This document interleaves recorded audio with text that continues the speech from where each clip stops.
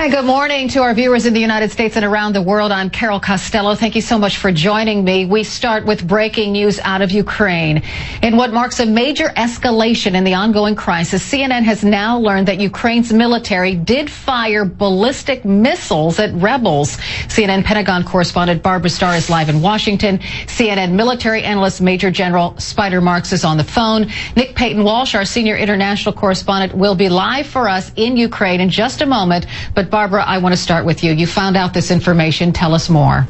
Good morning, Carol. 3 U.S. officials confirmed to me a short time ago that U.S. intelligence over the last 48 hours has monitored the firing of several short-range ballistic missiles from territory controlled by Ukraine government forces into areas controlled by the pro-Russian separatists. Now, this would be a significant escalation. Short-range ballistic missiles.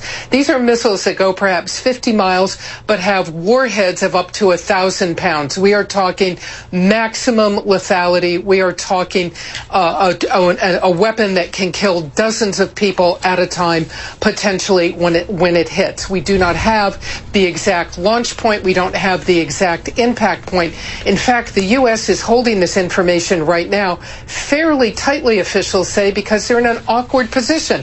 These are, the so-called good guys firing these ballistic missiles. Ukraine government forces. No reaction from Kiev yet, no reaction from Moscow. The U.S. it's not even entirely clear right now that the U.S. is going to ask Kiev to not fire these weapons again because they're saying, that the Ukrainian government has a right to defend itself. But make no mistake, this is a military escalation on this battlefield at a time when everybody outside of Ukraine or Russia at least wants to see it ratchet back.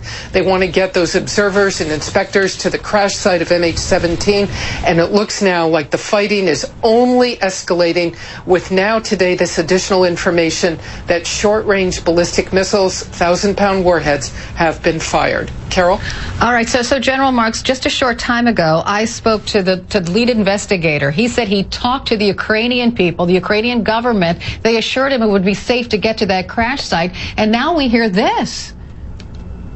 Yeah, quite amazing.